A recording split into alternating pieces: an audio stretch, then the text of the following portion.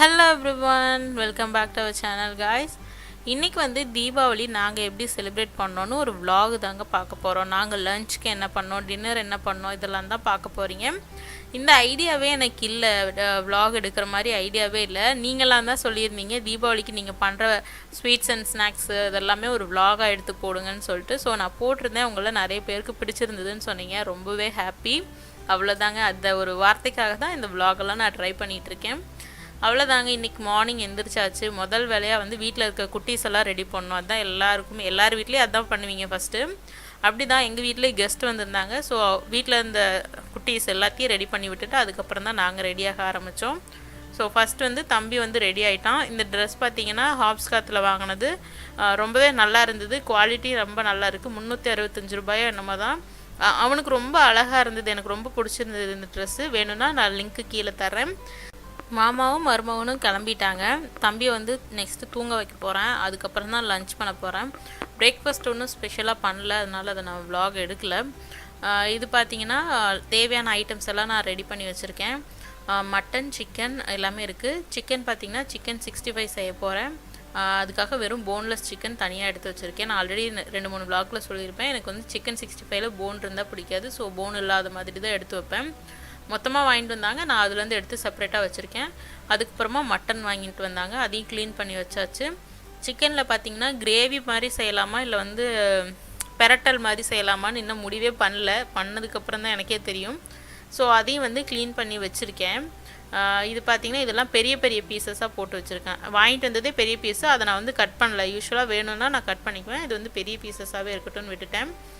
Chicken 65 செய்கிறதுக்கு வந்து நான் வந்து ரெடிமேட் மசாலா இன்றைக்கி யூஸ் பண்ணியிருக்கேன். இது வரைக்கும் யூஸ் பண்ணதில்லை, சரி ட்ரை பண்ணி பார்க்கலான்னு யூஸ் பண்ணேன். அதுக்கோட ஒரு எக்கு, அதுக்கப்புறம் பார்த்திங்கன்னா எலுமிச்சம்பழம் பிழிஞ்சு விட்டுட்ருக்கேன்.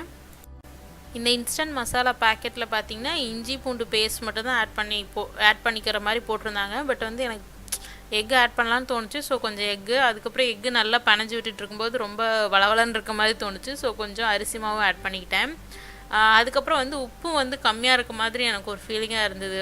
நான் ஸ்மெல் பண்ணி தான் பார்த்தேன், சாப்பிட்டு பார்க்க மாட்டேன், ராவெல்லாம் டேஸ்ட் பண்ணி பார்க்க மாட்டேன்.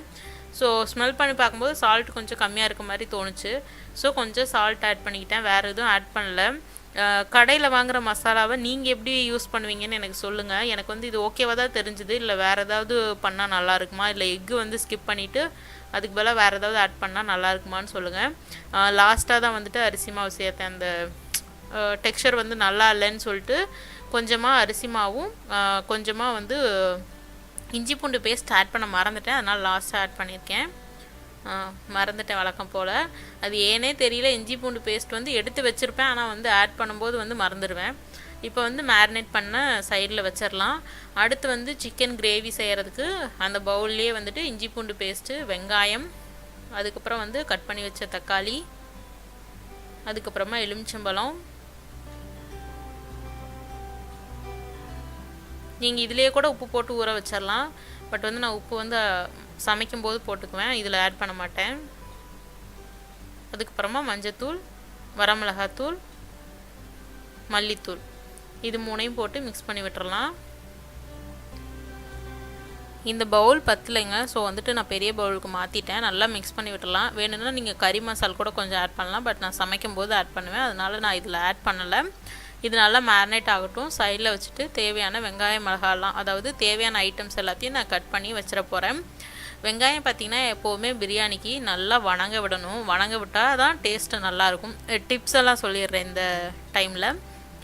அதே மாதிரி வெங்காயம், தக்காளி வந்து நிறைய சேர்த்தக்கூடாது. இப்போ வந்து நம்ம ஒரு கிலோ சமைக்கிறோம் அப்படின்னா அதுக்கு தகுந்த மாதிரி, எனக்கு வந்து எக்ஸாக்டாக எத்தனை வெங்காயம்னு சொல்ல தெரியல, பார்க்கும்போது தான் சொல்ல தெரியும். இப்போ பார்த்திங்கன்னா நான் 2.5 டம்ளர் வச்சுருந்தேன் அரிசி. அந்த அரிசிக்கு நான் ஒரு 6 வெங்காயம் கிட்ட யூஸ் பண்ணுறேன். ஓரளவுக்கு மீடியம் சைஸ் வெங்காயம். அதே மாதிரி தக்காளி வந்து நான் 2க்கு யூஸ் பண்ண போகிறேன். ஸோ அதனால் 5 தக்காளி வச்சுருக்கேன். நிறைய தக்காளி யூஸ் பண்ணிங்க அப்படின்னாலும் அது தக்காளி சாதம் மாதிரி ஆயிரும். ஸோ தக்காளி வெங்காயம்லாம் கரெக்டான ரேஷியோவில் யூஸ் பண்ணுங்கள். இப்போ வந்து ஒரு பிளெண்டரில் புதினா, இஞ்சி, பூண்டு, பச்சை மிளகாய், கிராம்பு, 2 ஏலக்காய், இது எல்லாத்தையும் போட்டு அரைச்சிக்க போகிறேன். கொத்தமல்லியும் கொஞ்சம் தண்ணி ஊற்றி அரைச்சிக்க போகிறேன். சாப்பிடும்போது கிராம்பெல்லாம் வாயில் பட்டால் அண்ணாவுக்கு பிடிக்காது, சாப்பிட மாட்டாங்க. அதனால் அண்ணாவுக்காக அது எல்லாத்தையும் அரைச்சி எடுத்துருவேன் நான். இன்றைக்கி குக்கர் பிரியாணி தான் செய்ய போகிறோம். தம் பிரியாணி போடலைங்க. ஏன்னா நிறைய பேர் இல்லை, கொஞ்சம் பேர் தான் கெஸ்ட் இருக்காங்க. ஸோ நிறைய பேர் இருந்தால் தான் நான் வந்து தம் பிரியாணி போடுவேன், இல்லைன்னா குக்கர்லேயே வச்சுருவேன். குக்கர்லேயே உதிரி உதிரியாக வரும்.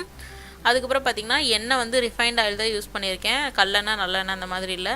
அதுக்கப்புறமா வாசனை பொருட்கள், அதாவது பிரியாணிக்கு தேவையான வாசனை பொருட்கள்லாம் ஆட் பண்ணிடலாம். அதுக்கப்புறமா கொஞ்சம் முந்திரி போட்டு அதை வணக்கி விட்டுடலாம். அதுக்கப்புறமா நம்ம நறுக்கி வச்ச வெங்காயத்தெல்லாம் ஆட் பண்ணிக்கலாங்க.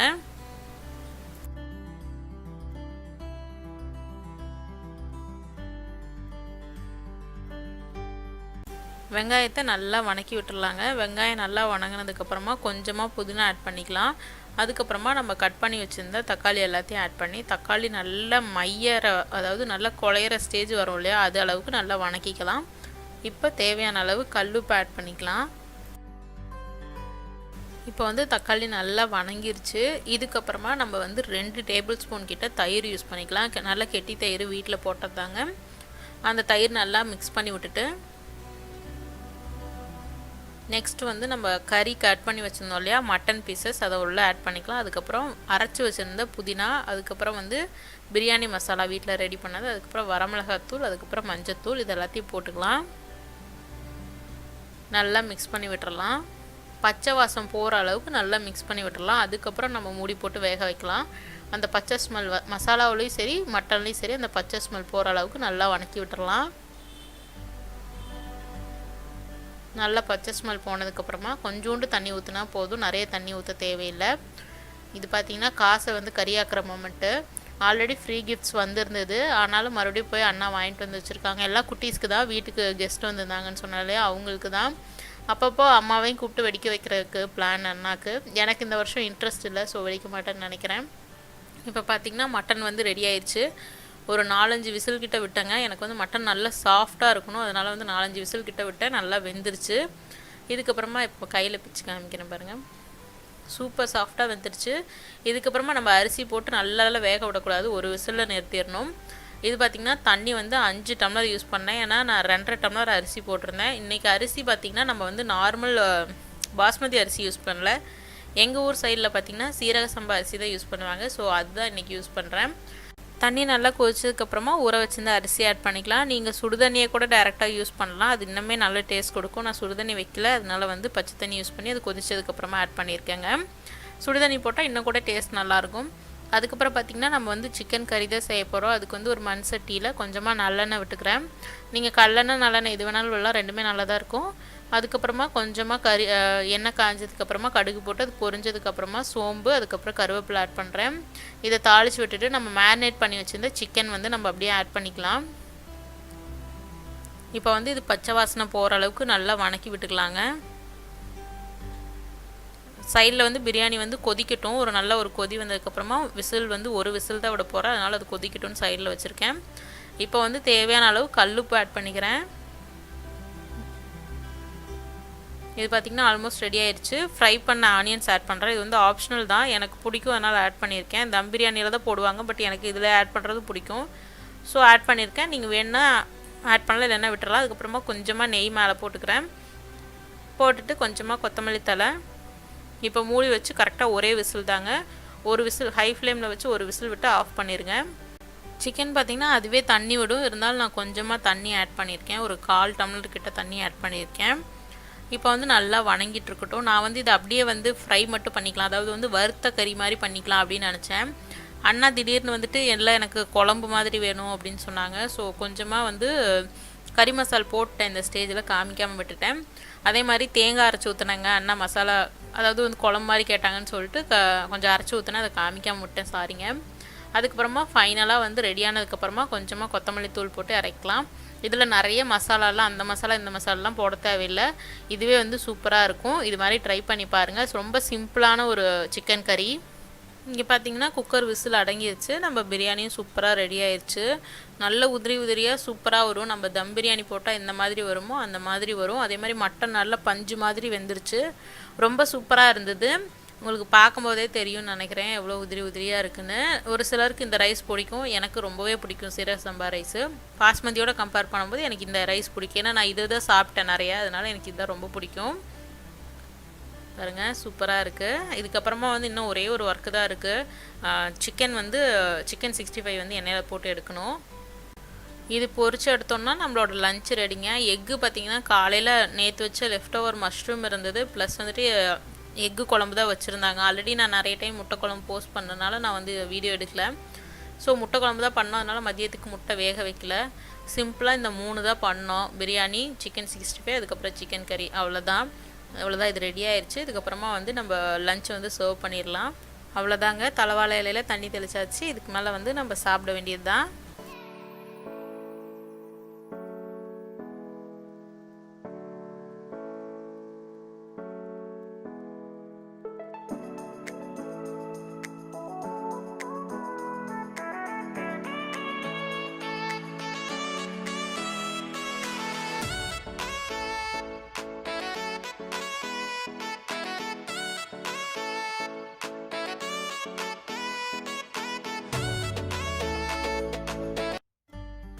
அவ்வளோதாங்க, நம்மளோட லஞ்ச் வந்து சர்வ் பண்ணியாச்சு. இனிமேல் சாப்பிட வேண்டியது தான். அதுக்கப்புறம் பார்த்திங்கன்னா தூங்கிட்டோம். கெஸ்ட்டெல்லாம் தூங்கினாங்க, ஸோ நாங்களும் தூங்கிட்டோம். பட்டாசெல்லாம் வைக்கல ஒன்றும் பெருசாக. ஈவினிங் 8 o'clock மேலே அண்ணா அடம் பிடிச்சி கூட்டிகிட்டு போயிட்டாங்க. நீங்கள் ஏதாவது வச்சே ஆகணும், வாங்கன்னு சொல்லிட்டு என்னையும் அம்மாவை இழுத்துட்டு போயிட்டாங்க. ஸோ அதுக்கப்புறம் இப்போ நான் வந்து தம்பியை வச்சிட்ருக்கேன். தம்பி வச்சுட்டு கொஞ்சம் சேஃபாக தான் ஒரு ஓரமாக தான் அங்கே நின்றுட்டுருந்தேன். அண்ணா, பாப்பா, அப்புறம் வீட்டுக்கு வந்த கெஸ்ட்டு குட்டீஸ் எல்லாம் வந்து வச்சிட்டு இருந்தாங்க.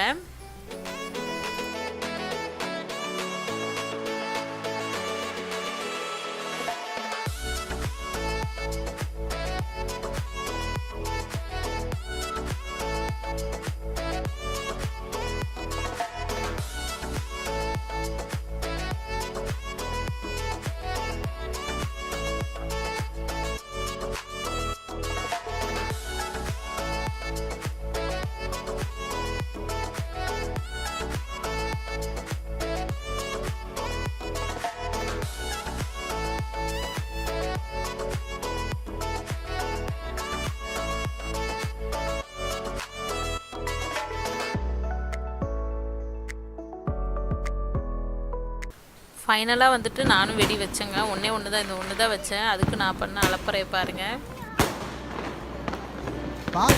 பத்த வேலை பாப்பா, கரெக்டாக திரியில படுற மாதிரி.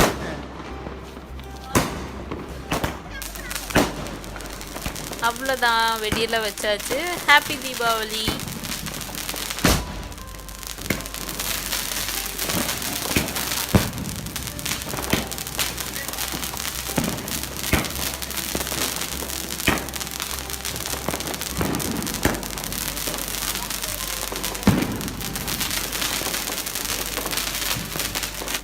ஒரு வழியாக எல்லா செலிப்ரேஷன்லாம் முடிஞ்சிருச்சு. கெஸ்டெல்லாம் வீட்டுக்கு கிளம்பிட்டாங்க. நாங்கள் பார்த்திங்கன்னா தம்பிக்கு வந்து ராகி கூழ் காய்ச்சிட்ருக்கோம். அண்ணாவும் வந்து வெளியில் போயிட்டாங்க. ஸோ அம்மா வந்து லெஃப்ட் ஓவர் பிரியாணி சாப்பிட்டுக்கிட்டாங்க. நான் பார்த்திங்கன்னா எனக்கு வந்து வெறும் தோசையும் மதியம் வச்ச சிக்கன் கறி போதும்னு சொல்லிட்டு நைட்டில் வந்து நான்வெஜ் சாப்பிட மாட்டேன் முடிஞ்ச அளவுக்கு. ஸோ வெறும் சிக்கன் கிரேவி மட்டும் கொஞ்சமாக இருந்தது. ஸோ தோசையும் அந்த கிரேவியோட என்னோடய டின்னரும் முடிஞ்சிருச்சுங்க. அவ்வளோதாங்க, எங்களோட தீபாவளி முடிஞ்சிருச்சு. உங்களுக்கு தீபாவளி எப்படி போச்சு, நீங்கள் எப்படி செலிப்ரேட் பண்ணீங்கன்னு எனக்கு கமெண்ட் செக்ஷனில் சொல்லுங்கள். உங்களுக்கு இந்த வீடியோ பிடிச்சிருந்ததுன்னா மறக்காமல் லைக் பண்ணி, ஷேர் பண்ணி, சப்ஸ்கிரைப் பண்ணுங்கள். கூடவே இந்த பெல் ஐகானை கிளிக் பண்ணுங்கள். இன்னொரு இன்ட்ரெஸ்டிங்கான வீடியோஸில் நான் உங்கள் எல்லாரையும் சந்திக்கிறேன். ஆல்ரெடி நான் சொன்ன மாதிரி நிறைய ரெசிபீஸு, விளாக்ஸ் எல்லாம் போஸ்ட் பண்ண ட்ரை பண்ணிகிட்ருக்கேன். நீங்கள் எல்லோரும் நீங்கள் எல்லோரும் எனக்கு கொடுக்குற என்கரேஜ்மெண்ட் தான் காரணம். ரொம்பவே நன்றி. உங்கள் எல்லாரையும் இன்னொரு வீடியோவில் சந்திக்கிறேன். until then, bye bye, take care.